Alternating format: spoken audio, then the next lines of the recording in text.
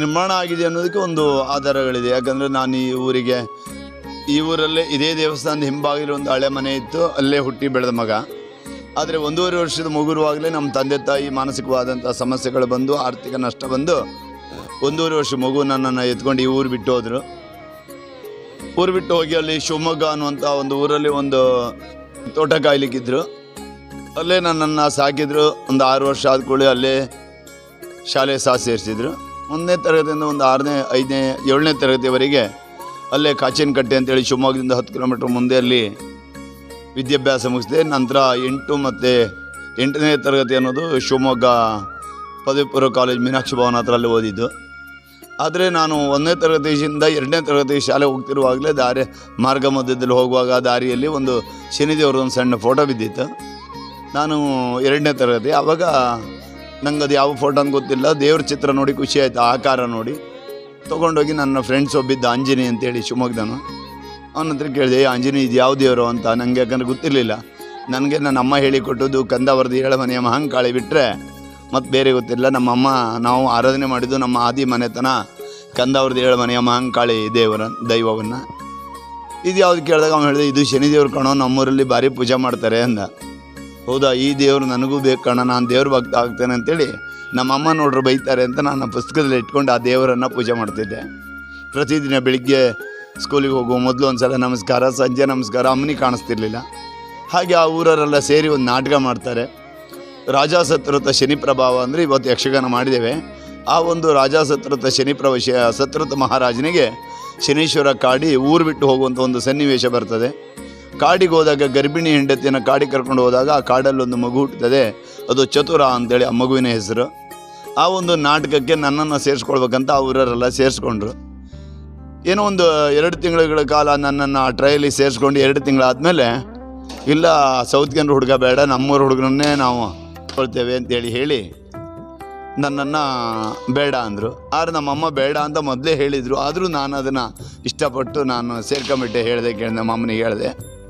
ತಕ್ಷಣ ನಮ್ಮಮ್ಮ ಸಾಯಂಕಾಲ ರಾತ್ರಿ 2 ತಿಂಗಳಾದಮೇಲೆ ಬೇಡ ಅಂದಾಗ ಅಮ್ಮನ ಹತ್ರ ಹೋಗಿ ಹೇಳಲಿಕ್ಕೆ ಭಯ ಆಯಿತು, ಬೈತಾರೆ ಅನ್ನಿಸ್ತು. ಅಲ್ಲಿ ಆ ಊರಲ್ಲಿ ಹೊರಗಡೆ ಒಂದು ತಾರೆ ಮರ ಉಂಟು, ಈಗಲೂ ಉಂಟು ಆ ದೇವಸ್ಥಾನ, ಕಾಚಿನಕಟ್ಟೆ ಬೋರ್ಡ್ಗಲ್ ಹತ್ರ ರೋಡ್ ಸೈಡು ಶನಿದೇವ್ರ ದೇವಸ್ಥಾನ. ತಾರೆ ಮರದಡಿ 9 ಕಲ್ಲಿಟ್ಟು ಪೂಜೆ ಮಾಡಿ ಅವ್ರು ಹೇಳಿದರು ಶನಿದೇವ್ರ ಕಥೆ ನಾಟಕವನ್ನು ಶುರು ಮಾಡಿದರು. ನಾನು ರಾತ್ರಿಗೆ ಅವ್ರು ನಾಟಕದವ್ರು ಬೇಡ ಅಂದ ತಕ್ಷಣ ರಾತ್ರಿ ಟ್ರಯಲಿಂದ 8 ಗಂಟೆ ಸೀದಾ ಹೋಗಿ ಆ ತಾರೆ ಮರದಡಿ ಕಲ್ಲು ಹಿಡ್ಕೊಂಡು ಕೂತ್ಕೊಂಡು ಅಳ್ತಾ, ನಂಗೆ ನೀನು ಬೇಡ ಅಂದರು ಅವರು. ದೇವರೇ, ನಂಗೆ ನಿನ್ನೊಟ್ಟಿಗೆ ಇರಬೇಕಂತ ಆಸೆ ಇತ್ತು, ನಂಗೆ ಬೇಡ ಅಂದ್ರೆ ನಾ ಬೇಡ ಹೌದಾ ಅಂತ ಕಣ್ಣೀರಾಗಿದೆ. ಆವಾಗ ಅಲ್ಲೇ ನಿದ್ರೆ ಬಂತು ನಂಗೆ ಆ ತಾರೆ ಮರದಡಿ ಮಲ್ಕೊಂಡಾಗ. ಸುಮಾರು ಬೆಳಗ್ಗೆ 6 ಮೇಲೆ ಒಬ್ಬ ಬಂದ್ಕೊಂಡು, ಮಗ ನಾನು ಇದೆಯಾ ಕೇಳಬೇಡ, ನೀನಿರುವ ತನಕ ನಿನ್ನ ಜೊತೆ ನಾನು ಇರ್ತೇನೆ, ಬಾ ನೀ ಮನೆಗೆ ಹೋಗು, ಯಾವಾಗಲೂ ನಿನ್ನ ಜೊತೆಗಿದ್ದೆ ಅಂತೇಳಿ ಕರ್ಕೊಂಡು ಬಂದರು. ಕರ್ಕೊಂಡು ಬಂದು ನಮ್ಮ ಮನೆ ಹತ್ರ ನಿಂತ್ಕೊಂಡು, ನಿಮ್ಮ ಮನೆಗೆ ಈಗ ಬರೋದಿಲ್ಲ ನಾನು, ನೀವು ಹೋಗಿ ನೀನು ಅಂತೇಳಿ ಮನೆ ಬಿಟ್ಟು ಹೋದರು. ಅದೇ ಮರುದಿನ ನನ್ನ ಮೇಲೆ ಆಕರ್ಷಣೆ ಸ್ಟಾರ್ಟ್ ಆಯಿತು. ದರ್ಶನ ಬಂದಿತ್ತು. ನಮ್ಮ ಅಮ್ಮನಿಗೆ ಆಶ್ಚರ್ಯ, ಏನಿದೆ ಆಕರ್ಷಣೆ ಈ ಥರ ಬಂತಲ್ಲ ಅಂತೇಳಿ ಅಲ್ಲೆಲ್ಲ ಶನಿದೇವ್ರ ದರ್ಶನ ಎಲ್ಲ ಮಾಡ್ತೀರ ಊರಲ್ಲಿ. ಅಲ್ಲಿ ಕೇಳಿದಾಗ ನಾನೇ ಬಂದದ್ದು ಅಂದರು. ಆವಾಗ ನಮ್ಮಮ್ಮ ಹೇಳು, ಅಲ್ಲಿ ಇದ್ದಾರೆಲ್ಲ ಹೇಳ್ರು, ಇಲ್ಲ ನಮ್ಮೂರ ಮೇಲೆ ಶನಿದೇವ್ರ ಪಾತ್ರೆ ಆಗಬೇಕು, ಆ ಹುಡುಗ ಮೇಲೆ ಬರಬಾರ್ದು ಅಂದರು. ನಮ್ಮಮ್ಮ ಹೇಳು, ಶನಿದೇವ್ರು ಹೌದೇ, ಆದರೆ ನೀನು ಬರಬಾರ್ದು, ನನ್ನ ದೇವಿ ಮಹಾಂಕಾಳಿ ಹತ್ರ ಹೋಗಿ ಕೇಳೋ ತನಕ ಬರಬಾರ್ದು ಅಂದರು. 2 ವರ್ಷ ಬರಲಿಲ್ಲ. 2 ವರ್ಷದ ಮೇಲೆ ನಮ್ಮಮ್ಮ ಊರಿಗೆ ಬಂದು ಈ ಮಹಾಂಕಾಳಿ ಹತ್ರ ಕೇಳಿ, ಹೌದು ಶನಿದೇವ್ರು ಬಂದದ್ದು ಹೌದು, ಆದರೆ ನಮ್ಮ ಕಂದಾವರದ 7 ಮನೆಯಲ್ಲಿ ಪಾತ್ರೆಗಳಾದಿಲ್ಲ, ಕೊರಡು ಆಗಲಿಕ್ಕಿಲ್ಲ, ಬಾ ನೀನು ಊರಿಗೆ ಅಂದರು.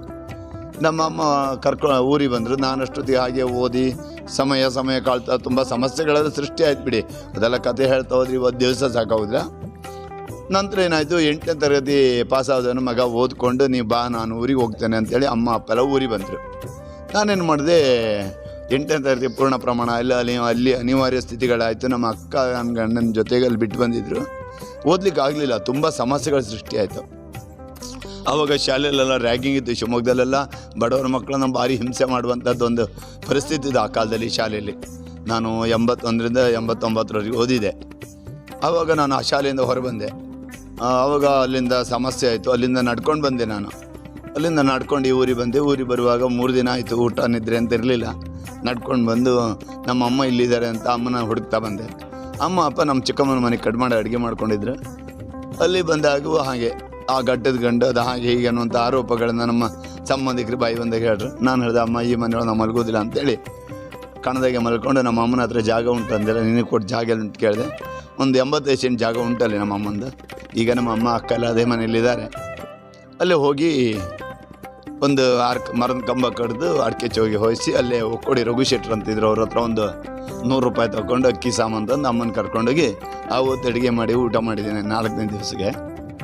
ಅಲ್ಲೇ ಒಂದು ಸಣ್ಣ ಕೋಣೆ ಮಾಡಿ ಶನಿದೇವ್ರ ಫೋಟೋ ಎಲ್ಲ ಇಟ್ಟು ಪೂಜೆ ಮಾಡ್ತಾ ಒಂದು 2-3 ವರ್ಷ ನಾನು ಅಲ್ಲಿ ದರ್ಶನ ಪಾತ್ರೆಯಾಗಿ ನುಡಿ ಬರ್ತಾಯಿತ್ತು. ಕಾಲಾನಂತರದಲ್ಲಿ ನಾನು ತುಂಬ ಕೆಲವೊಂದು ಹೇಳ್ತಾರೆ ಹಗಲು ದರಿದ್ರ ಅಂತ.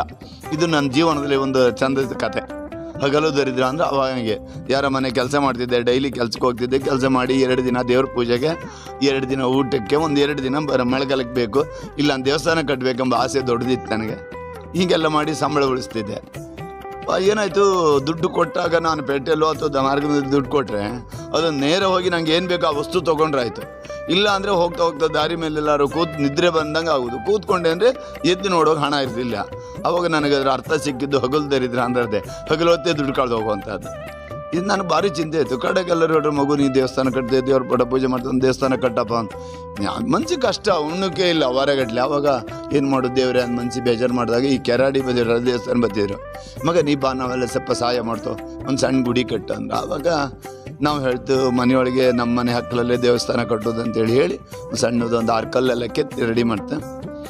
ಅಮ್ಮನ ಹತ್ರ ಅದನ್ನ ಮೇಲೆ ದಾಳಿ ಬರೋದು. ನಮ್ಮಮ್ಮ ಕೇಳಿದ್ರು, ದೇವ್ರೆ ನನ್ನ ಮಗ ಒಂದು ಸಣ್ಣ ಗುಡಿ ಕಟ್ತಿ ಅಂತ ಮನೆಯಿಂದ ಹೊರಗಡೆ ಒಂದು ಜಾಗ ತೋರಿಸಿದಾಗ ಪೂಜೆ ಮಾಡಿ ಹೊರಡು, ನಿಂಗೆ ಪ್ರಸಾದ ನಿಂಗೆ ಮನ್ಸಲ್ಲಿ ಬಂದಲ್ಲಿ ಪ್ರಸಾದ ಇಡು, ಅದೇ ನನ್ನ ಗುಡಿ ಅಂತ ದೇವ್ರು ಹೇಳ್ರು. ನನ್ನ ಮೇಲೆ ದೇವ್ರ ಆಕರ್ಷಣೆ ಇರ್ತಿರ ಮೇಲೆ ಅಮ್ಮ ಹೇಳ್ರಿ ಹಿಂಗೆ ಹೇಳಿರಿ ಮಗ ದೇವ್ರನ್ನು. ಸರಿ ಹಂಗಾರೆ ಗುರುವಾರ ದಿನ ಪೂಜೆ ಮಾಡಿ ಇಡುವ ಅಂತೇಳಿ ಗುರುವಾರ ಪೂಜೆ ಮಾಡಿ ಪ್ರಸಾದ ತಗೊಂಡು ಹೊರಟದ್ದು ಒಂದು ನನಗೆ ಗೊತ್ತ. ಆದ್ರೆ ನಮ್ಮ ಮನೆ ಹತ್ರ ಕಲ್ಲಿ ಕೆತ್ತಿ ಇಟ್ಟದೆ ಬಿಟ್ಟು ಅಲ್ಲಿ ಕಟ್ಲಿಕ್ಕೆ ಆಗಲಿಲ್ಲ. ನೇರ ಇಲ್ಲಿ ಬಂದು ಇಲ್ಲಿ ಹಿಂದ್ಗಡೆ ದೇವಸ್ಥಾನದಿಂದ ಒಂದು ತಾರೆ ಮರ ಉಂಟು. ತಾರೆ ಮರದಡಿ ಬಂದು ಎದುರುಗಡೆ ಇಲ್ಲಿ ಹುತ್ತ ಇದೆ, ಇಲ್ಲಿ ದೇವಸ್ಥಾನದ ಎದುರು. ಆ ಹುತ್ತದ ಎದುರುಗಡೆ ಒಂದು ನಿಂತ್ಕೊಂಡು ಈ ಹುತ್ತವನ್ನು ಎದುರು ಮಾಡಿ ನಾನು ದೇವಸ್ಥಾನ ಕಟ್ಟು ಮುಂದೆ ಪುಣ್ಯಕ್ಷೇತ್ರ ಆತ ಅಂತೇಳಿ ಹೇಳಿ ನನ್ನ ಮೇಲೆ ಆಕರ್ಷಣೆ ಆಗೋದು ಇರೋಯ್ತಂತ. ಆವಾಗ ನಮ್ಮ ಊರಿನ ಹಿರೇಣ್ ಶೆಟ್ರು, ನಾರಾಯಣ ಶೆಟ್ರು, ನಮ್ಮ ಅಮ್ಮ ಅಪ್ಪ ಎಲ್ಲ ಸೇರಿ ಇಲ್ಲೊಂದು ಸಣ್ಣದು ಒಂದು ಕೆಸರು ಕಲ್ಲು ಮೂರ್ತ ಅಂತ ಇಲ್ಲಿ ಮಾಡಿದ್ರು. ಇಲ್ಲಿ ಮಾಡಿದಾಗ ಸ್ವಲ್ಪ ಸಮಸ್ಯೆ ಆಯಿತು, ದೊಡ್ಡವ್ರ ಸಮಸ್ಯೆ. ಇಲ್ಲಿ ದೇವಸ್ಥಾನ ಕಟ್ಟು ಕೈ ಆಗಿದೆ. ಅವಾಗ ಜಾಗ ಹರಡ್ತಾ ಇರುವಾಗಲೇ ಅರಣ್ಯ ಇಲಾಖೆಯವ್ರು ಬಂದ್ಕೊಂಡು ಇಲ್ಲಿ ದೇವಸ್ಥಾನ ಕಟ್ಟಲಿಕ್ಕೆ ಮರ ಕಡ್ದು ಜಾಗ ಒಳಗಾಗ್ತದೆ ಅಂತ ಆರೋಪ ಉಂಟು. ಒಂದು ಮರು ಕಡಿಲಿಕ್ಕಿಲ್ಲ ನೀನಂದ್ರೆ ಫಾರೆಸ್ಟ್ ರೇಂಜರ್. ಆವಾಗ ಈಗ ರೇಂಜರ್ ಆಗಿದ್ದಾರೆ, ಆವಾಗ ವಿನಯ್ ಕುಮಾರ್ ಫಾರೆಸ್ಟ್ ಆಗಿದ್ದರು ಅವರು.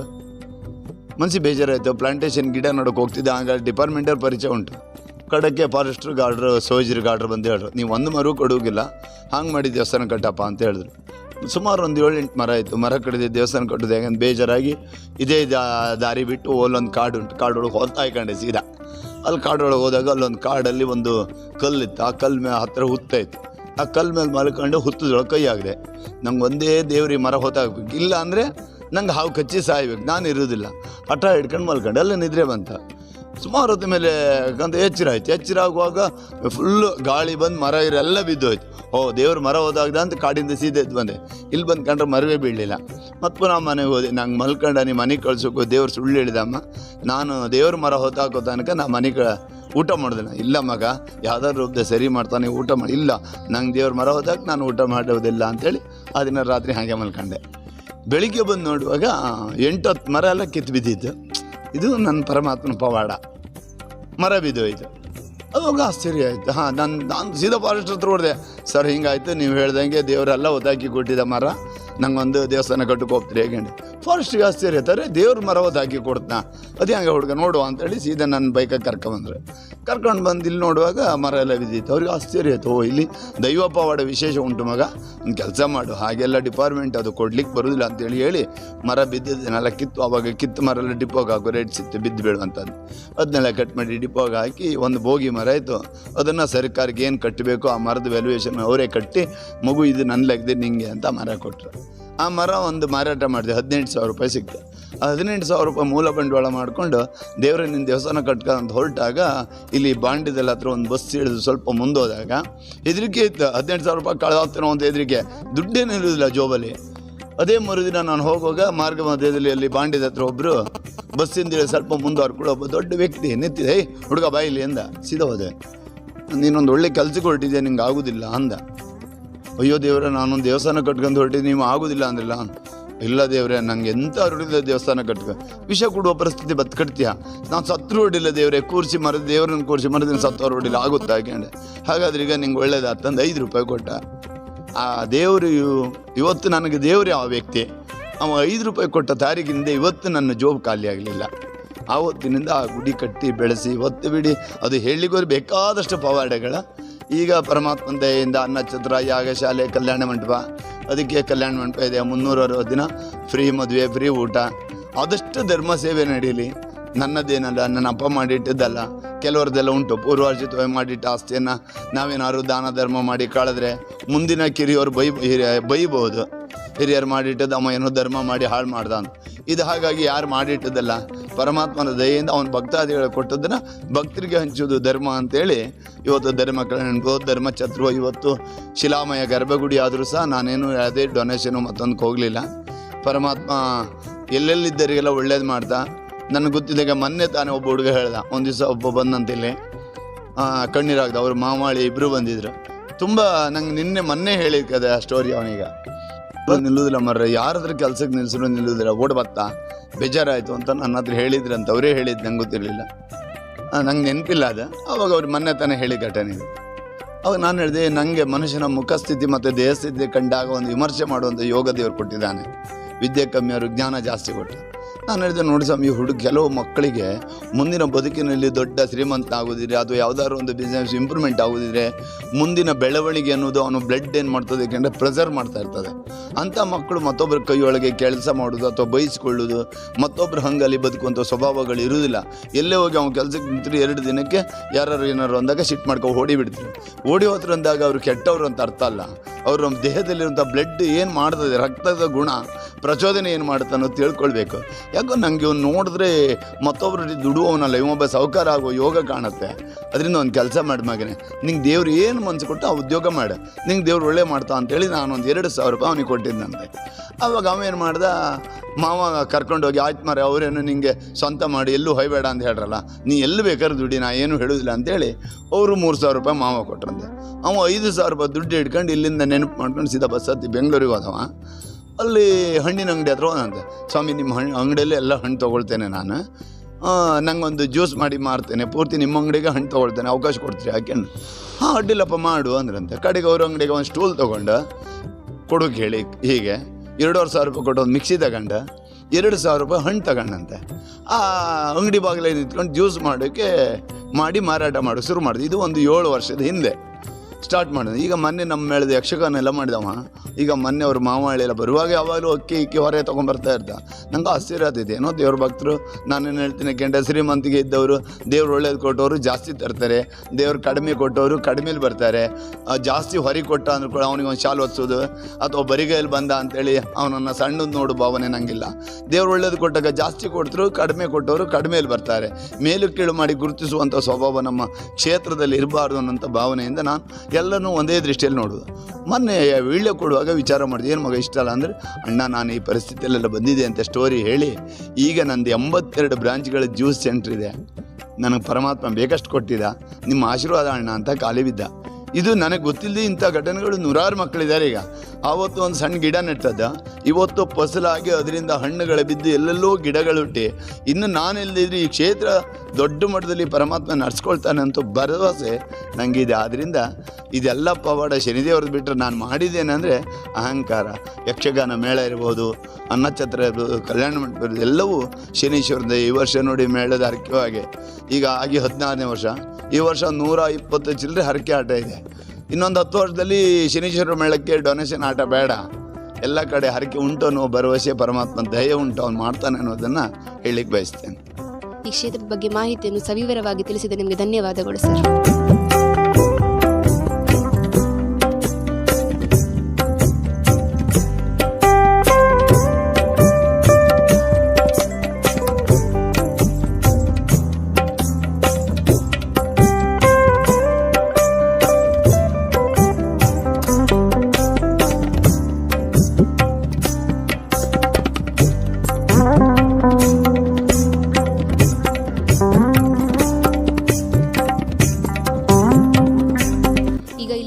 ಜೊತೆ ಮಾತಾಡೋಣ. ಇಲ್ಲಿ ತುಂಬ ಸೇವೆಗಳು ನಡೀತದೆ. ಮಂಗಳಾರತಿ ಆಗಲಿ, ಹಣ್ಣುಕಾಯಿ ಸೇವೆ ಆಗಲಿ, ಹಾಗೆ ಎಷ್ಟೋ ಜನ ಭಕ್ತಾದಿಗಳು ಒಂದು 1000 ಸಂಖ್ಯೆ ಭಕ್ತಾದಿಗಳು ಇಲ್ಲಿ ಬರ್ತಾರೆ. ಕೆಲವರು ಎಷ್ಟೋ ಮದುವೆಯಾಗಿ ಒಂದು 10 ವರ್ಷ 15 ವರ್ಷ ಆಗಿ ಸಂತಾನ ಆಗದಿದ್ದವರಿಗೆ ಇಲ್ಲಿ ಪರಮಾತ್ಮನಲ್ಲಿ ಬಂದು ಪರಮಾತ್ಮ ನಮಗೆ ಸಂತಾನ ಬೇಕು ಅಂತ ಬೇಡಿದಾಗ ಒಂದು ಸಂತಾನ ಫಲವು ಎಷ್ಟೋ ಜನಕ್ಕೆ ಆದವರಿದ್ದಾರೆ. ಹಾಗೆ ಸಂತಾನ ಆದವರಿಗೆ ತುಲಾಭಾರ ಸೇವೆ ಮತ್ತು ಮಗುವಿಗೆ ಹೆಸರಿಡುವುದು ಮತ್ತು ಮುಡಿ ಸೇವೆ ಕೂಡ ಹಾಗೆ ಎಷ್ಟೋ ಜನ ಭಕ್ತಾದಿಗಳು ಇಲ್ಲಿ ಮುಡಿ ಸೇವೆ ಮಾಡ್ತಾರೆ. ಮತ್ತು ಇನ್ನು ಹೆಚ್ಚಿನದು ಅಂತ ಹೇಳಿದ್ರೆ ದುರಭ್ಯಾಸ ಬಿಡೋದ್ರ ಬಗ್ಗೆ, ಅಂದರೆ ಡ್ರಿಂಕ್ಸ್ ಮಾಡಿರ್ತಾರೆ ಅವರೆಲ್ಲ ಬಂದು ಇಲ್ಲಿ ಎಷ್ಟೋ ಒಂದು ಊರೇ ಒಳ್ಳೆಯದಾಗಿದ್ದುಂಟು. ಈ ನಮ್ಮ ಕ್ಷೇತ್ರದಲ್ಲಿ ಒಂದು ಊರೇ ದುರಭ್ಯಾಸವನ್ನು ಬಿಟ್ಟು, ಅದು ಊರಿನಲ್ಲಿ ಇವಾಗ ದುರಭ್ಯಾಸ ಅನ್ನೋದೇ ಇಲ್ಲ, ವ್ಯಸನಗಳೇ ಇಲ್ಲ. ಅಂಥದ್ದೆಲ್ಲ ಪವಾಡಗಳು, ಪರಮಾತ್ಮನ ಪವಾಡಗಳು ಭಾಳಷ್ಟು ಉಂಟು.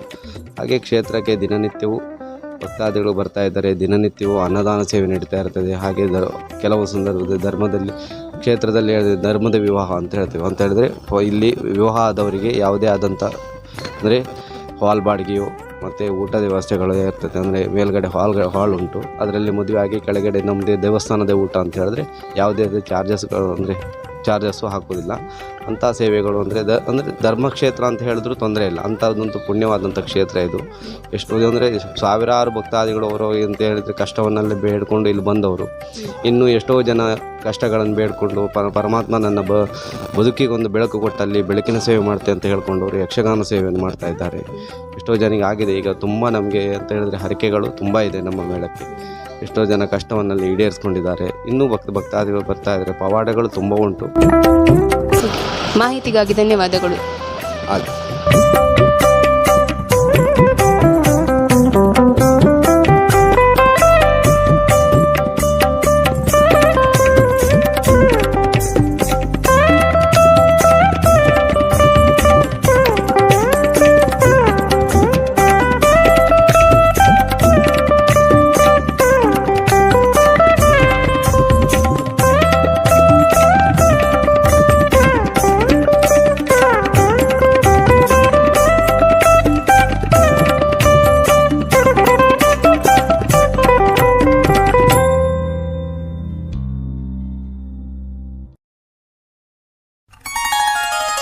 ಕಾರ್ಣಿಕದ ಕ್ಷೇತ್ರವಾದ ಆದ್ರಿ ಶ್ರೀ ಶನೀಶ್ವರ ಸ್ವಾಮಿಯ ದೇವಸ್ಥಾನಕ್ಕೆ ನೀವು ಬರುವುದಾದರೆ ಸಿದ್ದಾಪುರದಿಂದ ಕಮಲಶಿಲೆ ಮಾರ್ಗವಾಗಿ ಬರಬಹುದು.